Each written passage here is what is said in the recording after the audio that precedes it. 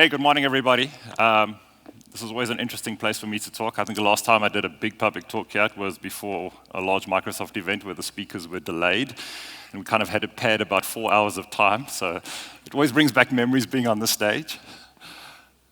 I wanted to talk a little bit this morning kind of about the state of the industry, where I think we all are as developers, and hopefully give you a couple of things to talk about.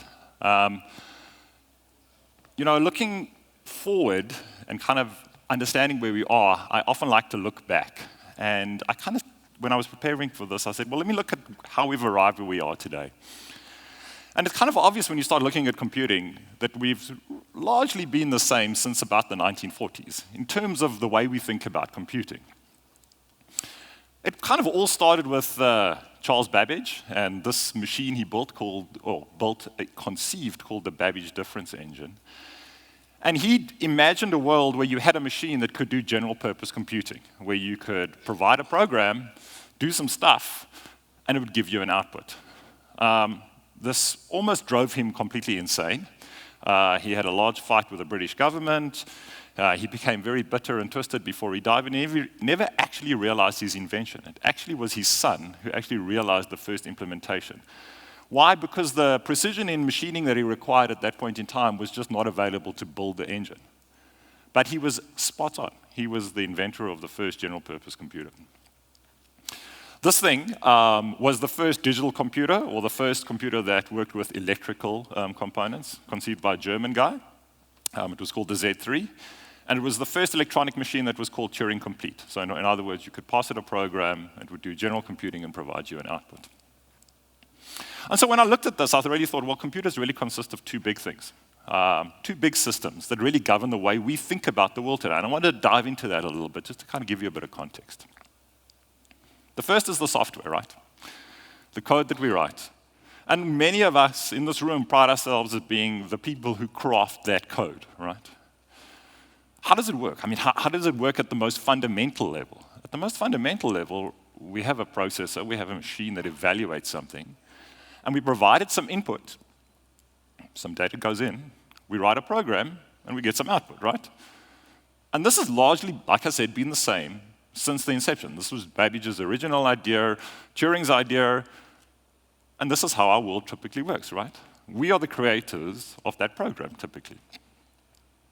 But what's happening with that program, right? In the good old days, they had punch cards. I never did punch cards. I never did COBOL, sorry. But that's how they started. And we moved into languages, started with assembler, where we were very close to the machine, and we just slowly started moving up the stack. So this concept of software composition is becoming much, much more prevalent. We started with these very low-level Lego building blocks, right? The most fundamental pieces of code that you can create. But we're moving into this world where our blocks are becoming bigger. So I bet there's not many of you in the room today who start a program with new and then start writing the first line of code, right? You're probably inheriting from a framework, taking a dependency on something, and pulling a lot of things into your project, right? I mean, Git is becoming like the new FTP, right? How many people just start their program with some other guy's Git repo? Right, nervous giggles in the room. No, I wrote it all myself, I promise. The interesting thing about this is, I kind of like compared it to my kids, is the fidelity is getting much higher, right? Because as we get more componentized, we're kind of taking larger dependencies. And so, in the world of high fidelity, my daughter's Lego Friends doesn't really play so nicely with my son's NXT, right? And we're starting to see this in the world of componentization. How many of you have taken a dependency on one framework and then try to pull the other one in, and you spend more time trying to fight with the dependency problems than you do between? Yeah, exactly. So this is kind of the interesting world of composition. The other interesting thing, if you look even further, is that our composition is becoming actually even bigger, right? I recently left Microsoft. I've joined a software startup. And a lot of the software that we're writing today really takes very large dependencies on cloud platforms. The dependency tree is growing higher and higher and higher, right? We're taking massive dependencies on platforms, not just software frameworks. And so again, our world of software is becoming super interesting, right? Because we're moving into much, much higher level stacks. But the power is amazing. I literally can get a copy of an internet-scale search engine in about 3 minutes and put it into my project. Or I can get an image recognition algorithm that's taken some data scientists multiple years to do, and it's available at my disposal. So although our dependency tree is getting more and more interesting, the breadth of where our software can go and what we can do with it is fundamentally changing. And it means that everybody in this room is really getting much, much more powerful. But we're going to get into that a little bit more. So that's kind of traditional programming, right? We kind of probably all reasonably get this, right? Hope so, because otherwise you probably wouldn't be in this room. But I wanted to kind of contrast this to what's happening in the world of AI. And I think it's a really overtraded term. There's lots of people speaking about machine learning and artificial intelligence, normally in the same sentence, not really understanding the difference, which is okay, because lots of us are learning this. But if I wanted to give you a way to compare it to our traditional world of programming. So in the machine learning world, it kind of changes things a little bit, right? We don't start with a program, we start with a model. And a model is an untrained program. It's a brain, right? It's a kid that hasn't learned how to walk. It's a starting point. And in order to program that model, you feed it some sample output. You tell it, this is what I want you to learn. I want you to behave like this. I'm going to give you the output. And I'm going to tell you, this is how I want you to learn. By training it, you create a trained model. And then you move that trained model into the input side. You provide it input, and it provides an output. So the interesting thing about this for me is that your model has now become your program. But you never wrote the program, you trained the program. And like the big aha moment for me was I was listening to an interview with a professor, I think it was from Cambridge, who was doing some cancer research. And the interviewer said to him, you've come up with an incredible algorithm. Tell me how the algorithm works. And he went, I have no idea how the algorithm works. And you can see the interviewer paused and went, he said, you don't understand. I built a model, I trained it. It's giving me great results, but I have no idea how the model works. And to me, that was a pretty fundamental point, right? It's like, up until now, we've worked in a very deterministic way. We're all probably logic, problem-solving beings. But in AI and ML, see, I use them both in the same sentence. We're moving to a world where our program is not inherently understood by the creator. The program is learned and taught. And in the most interesting way, if it's in a continuous learning environment, it changes over time. But again, we're going to get into that a little bit deeper, and I'm going to show you some examples of that. So what's happening on the hardware side? Hardware still probably mostly consists of sort of server-side stuff and client-side stuff, and yes, client-side stuff is exploding. It's not just the tablet, it's ambient computing, it's your phones, et cetera, et cetera. But what's happening there, right? I firmly believe that hardware is mostly becoming about configuration. And again, it's largely driven by this big white fluffy thing. How many of you have built a server lately? Spent some time in the data center? Like one hand here, one down there. Two more than Cape Town, by the way. In Cape Town, nobody put up their hand. There wasn't one person in the audience who'd built a server. It's like, wow, really? So for me, I'm in that boat right now. But I remember when I started programming, right, when I created one of the first internet banking sites, kind of the last 3 weeks of my project life, I had this big jacket and I went down to the data center and built a server. Those days are gone, right? We think about hardware as configuration now. So it's really fundamentally different. How many of you get irritated when it takes more than 3 minutes to provision your virtual machine up in the cloud? Right? But if you think about what's actually happening there, it's actually phenomenal, right? Building machines, configuring networks, providing external IP addresses. I mean, I just remember the process of getting an external IP address took about 3 weeks. So the world of hardware and the capability we have in hardware is fundamentally changing our landscape. So that's at the server level, but what's happening at the processor level? Again, the kind of architectures we deal with, irrespective of whether they RISC, Intel-based architectures, all kind of sit based on this diagram on the side. It was invented by a guy called von Neumann. Super interesting guy. If you feel bored one day, go and read about him. He could divide 2 8-digit numbers in his head when he was 6 years old. He could do integral maths when he was 7 or 8. Couldn't understand why his mom didn't understand what the hell he was talking about most of the time. But he invented, based on Babbage and Turing, basically the concept of the computer today. And it's largely been the same, right? You have some input, You have some arithmetic calculations, you have program memory, you have data memory, and you provide some output. And pretty much every CPU design is based on this today. But something's starting to happen, right? We're starting to really question and think about different ways of processor operation. And we're starting to get and think about quantum processors. So what's happening in the world of quantum? Well, it promises to fundamentally change the way we think about computing, right? In a fundamentally different way. It has nothing to do with the way normal processors work today. It'll enable supermassive parallel computing, which is going to have very interesting challenges for us, because if we can break encryption algorithms in the fraction of a second, it does make us think about how we encrypt and store our data. It makes us think about how we encrypt and store our data, not just at rest, but in transport. The concepts are super hard to understand, right? So I've spent a lot of time reading, playing, trying quantum computing. It's just very different. I was fortunate enough to do quantum mathematics at university, and even with that, I had to really scratch my head and try and remember what happened in those, because some of it was just a bit of a blur, but that's a different discussion. But the results are astounding. As spooky and weird and as strange as it seems, they're starting to become real. And big companies, mostly IBM, is doing a huge amount of research in this space. And the results are starting to look really, really interesting. So I thought I'd try and explain some of the concepts of quantum for you, because I did this in Cape Town and it didn't land so well, so I'm hoping it works a bit better in Joburg. No pressure. So, in a normal binary system, you guys all get this, right? A bit can either be a 1 or a 0. And it can only be a 1 or a 0 at any point in time.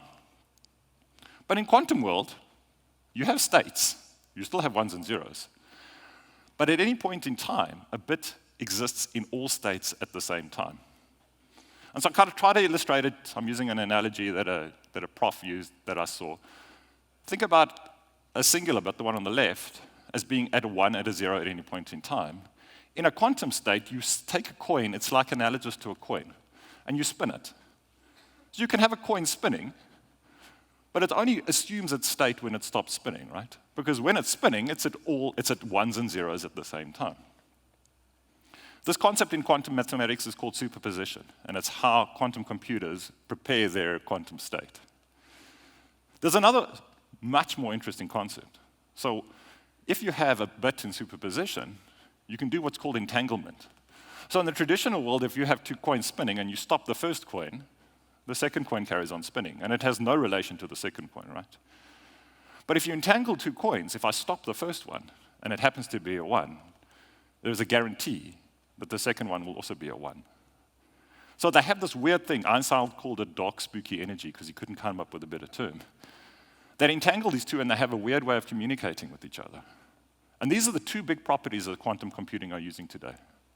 So to write a program on a quantum computer, what you do is you take as many bits as you need, and you put them into superposition, you spin them, then you entangle them, and then what you start doing is you start manipulating through phasing the bits. And through this weird dark spooky energy, you can get super interesting results. So the program is how you manipulate the bits, and then when you stop them, you read the result. And that's as simple as I can make it. I promise you, it's really, really weird to understand. But it works, and I'm going to show you it working. So let's do this quickly. Because of this stuff, there's some very smart people saying, well, if we have this computing capability, what are the algorithms that we can use on quantum computers? And there's a guy called Grover. You can see it was just the other day, 1996, devised an algorithm for searching. And by his mathematical assumption, or mathematical proof, he could search through a list of numbers and find an answer in a list of numbers at the square root of the number of numbers, the square root, as opposed to actually searching through every single number. So let's put this in graphical terms. If I had 100 numbers on a page, and I was writing a classical computing algorithm to find, let's say, the number 80. There was no orders, there's no binary, there's no trees in here. I just need to find the number 80. The only way to really do it is going, ask the first one, are you 80? Ask the second one, are you 80? Ask the third one if you're 80. And you stop when you find the right one, right? So if the number that you were looking for happened to be 75, you'd have to do 100 searches, right? And if the number you're looking for was 0, you'd be lucky enough to find it on the first one. The mean number of searches for a classical computer is going to be 50, right? Half the time it's going to be in the top bar, half the time. The mean number of searches. The maximum number would be 100. If you're using Grover's algorithm, the mean would be 10. You would find the answer in this array in less than 10 times every single time, guaranteed. So just think about that, right? It's a 10 times performance increase, and it's quadratic, right? So the more you have, the better it gets. And that's the promise of quantum, right? This is just one example. This is quantum search. There's quite a few quantum algorithms coming out. Some around security, some around encryption. So it's really going to fundamentally change our world. So I'm going to try and do a quick demo quickly. So let's see if this works. I have a little web page here. And the web page asks you to choose one of these codes. So let's choose, give me a number.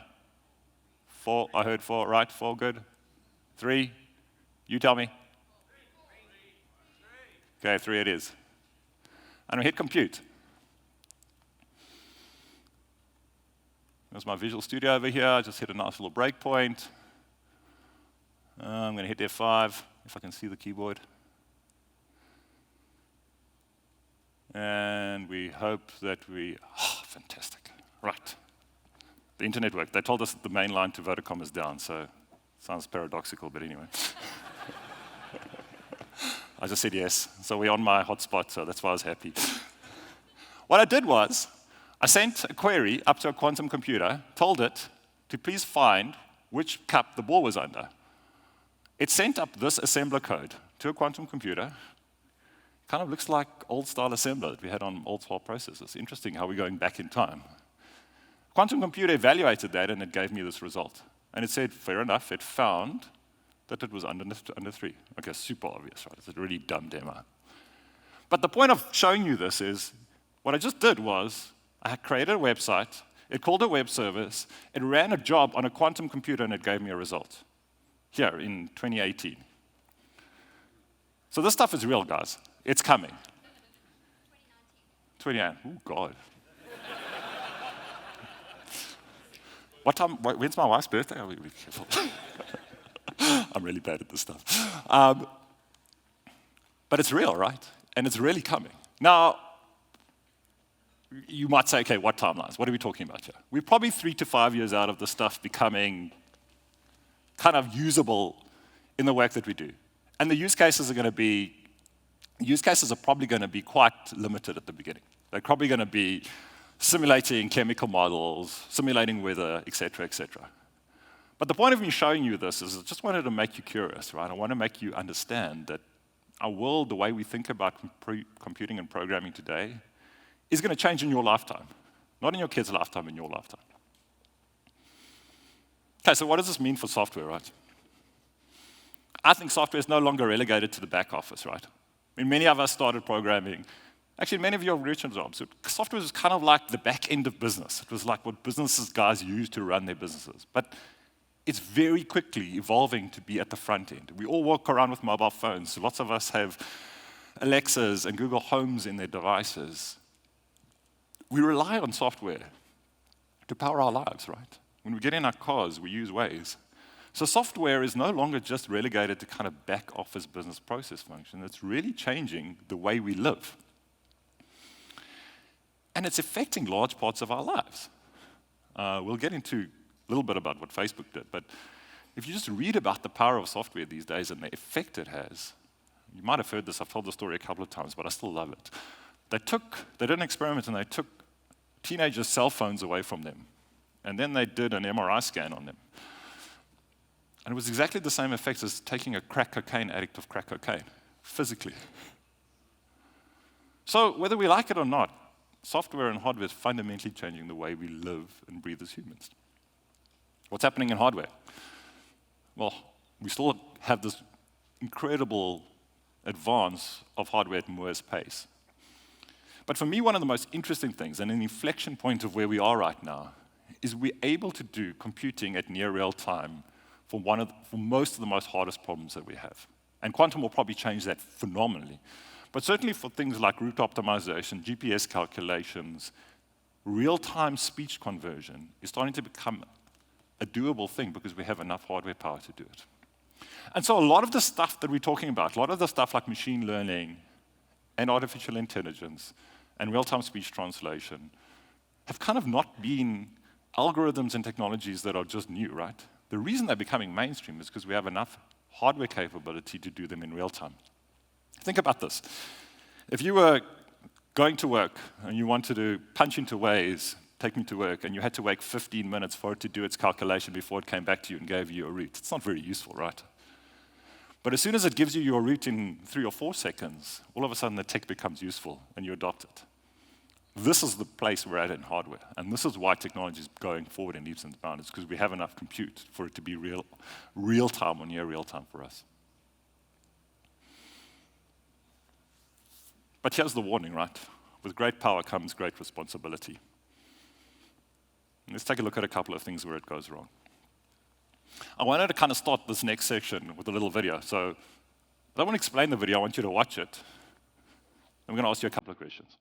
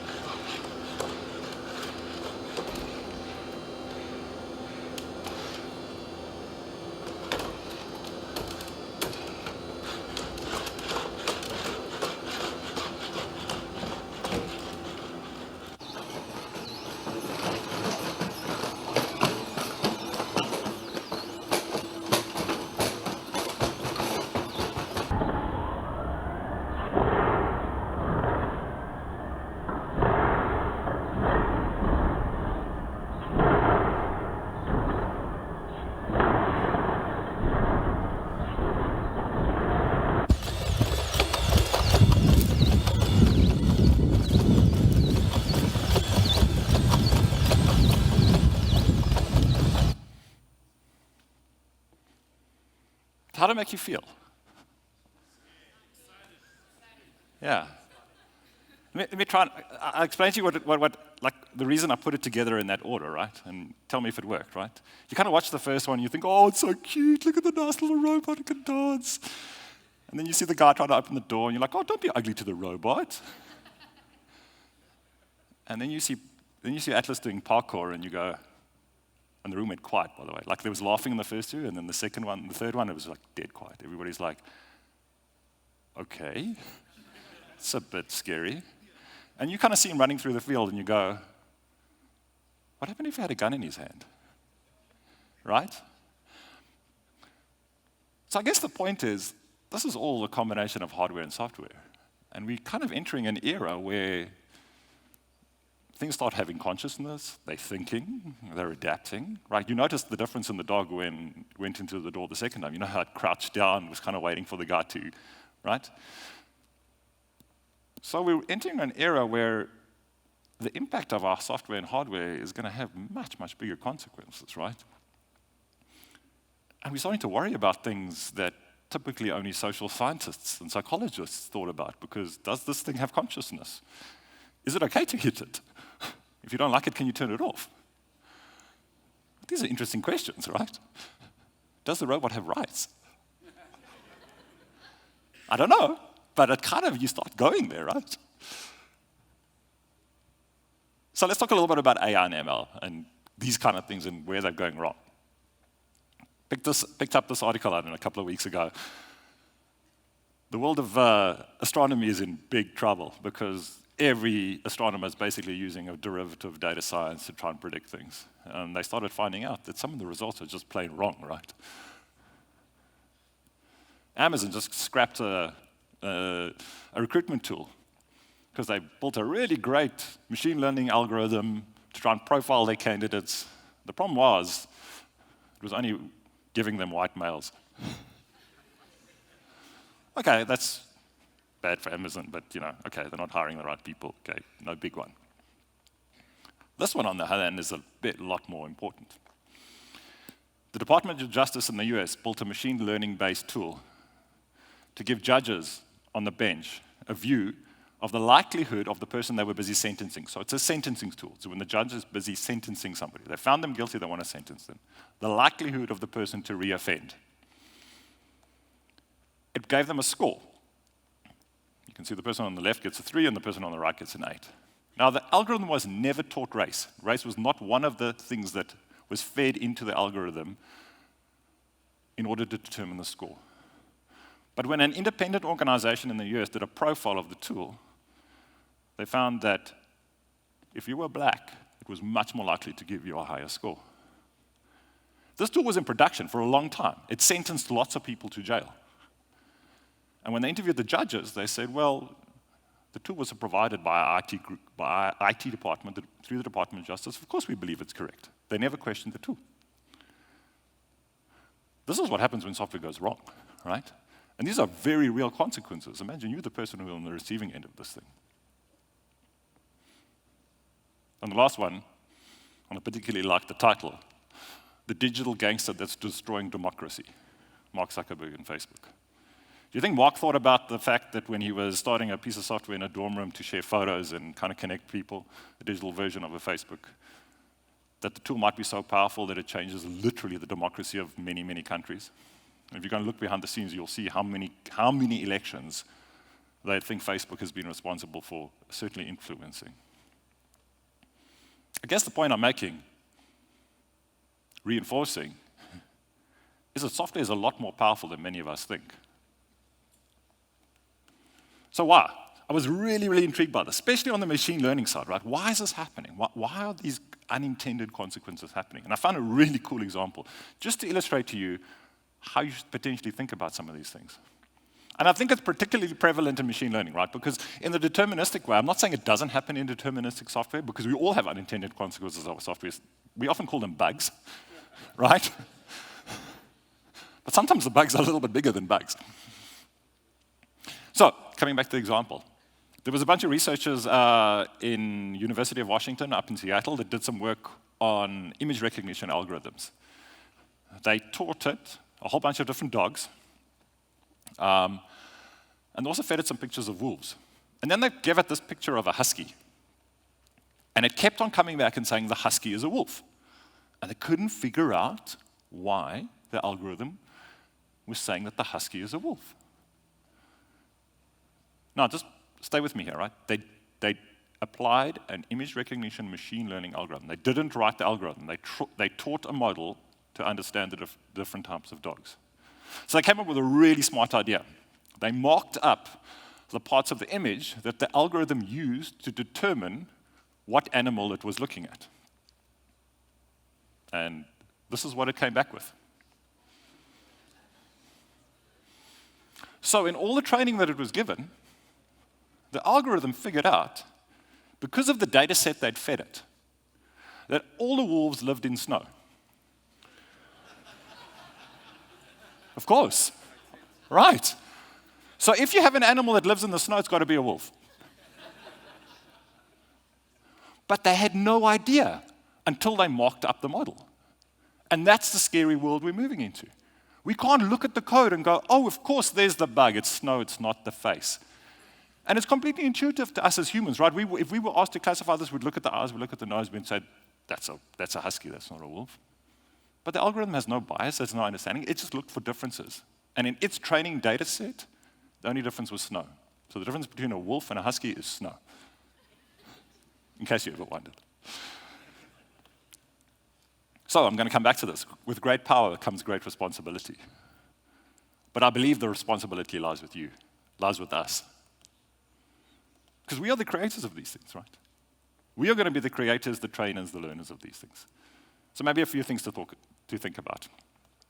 Honestly, the stakes just got a lot bigger. But that's not going to go away. Adoption is essential. We have to adopt this technology, because otherwise we'll get left behind as a country, as an industry. And we all know well enough that nothing stops the progress of technology. Not the fear of it, not the negative sides of it, not the positive sides of it. Technology will be adopted. But we need to think about solutioning differently in this non-deterministic world. And I like that word, right? Non-deterministic. Because I believe we really are moving into a world where we won't be deterministic. With the code we create, with the logic we create, especially in the AI world, but even in the component world, right? How many of us really deeply understand, if we take a dependency on a cloud platform, all the intricacies of what's happening in there? We don't. We trust. And these unintended consequences now have massive implications. Yeah, it was bad if I made a calculation and I worked out somebody's interest incorrectly, but I could fix it, right? But when my autonomous robot kills somebody or my self-driving car kills somebody, consequences are a little different, right? Where's the industry? Many of the big vendors are talking about this. They're talking about it a lot. Microsoft, IBM, Oracle, all talking about the ethics of computer science these days. What should be happening? But I found the next stat very, very interesting. You know, up until now, the large industry inventions, certainly in our world, have been funded and probably incubated in government. The microprocessor, the GPS, you name it, right? Most of those started as military projects that were incubated and run in military labs for a good number of years, used in military environments, and then kind of slowly trickled out into the public. So a lot of the issues were ironed out. The reality is that most R&D these days is not happening in the military space. If you took the top 5 military contractors in the US, Lockheed Martin, Boeing, all of them, and you added their R&D budgets together, it's less than 1/5 of the R&D budget of just Microsoft. So the reality is that the big commercial vendors are now the drivers of what we think about as technology innovation. And that changes the playing fields, because that technology comes out much, much sharper. It comes out much, much quicker. It has a commercial angle much, much faster. And probably is going to land in all of our hands much, much quicker, which is great if you like playing with it. But you just got a very big loaded gun, and you should think about what you're playing with sometimes. The ISO body, which many of us use for, well-defined standards, only started working on the standards for AI about a year ago, and they reckon they're 2 to 3 years out with their first draft of what would be a machine learning/AI standard. So a few things to go and do. I encourage you all to think about the bigger picture. Don't just think about the bits and bytes of what you're creating, the logic of what you're creating. Don't rely on your business and your sponsors and your requirements, guys, to tell you what to do. It's probably one of the biggest go-dos I have. Ask the why questions. How should I be doing this? Why am I doing this? Is this the right thing to do? You guys are probably the most qualified people in the room to ask that question. And when you are doing that, think about the different people you pull into that conversation. The concept of testing, I believe, is fundamentally going to change. Testing should not just be about the functional testing that you do, does it do what it says? Because that's going to be really hard to figure out these days. You remember the wolf could be a husky. But it's going to be about, does it have those unintended consequences? Or in the intended consequences, are those consequences right? I mean, I read a very interesting story coming back to the AI stuff the other day, that a bank had an algorithm that it was using to do credit scoring.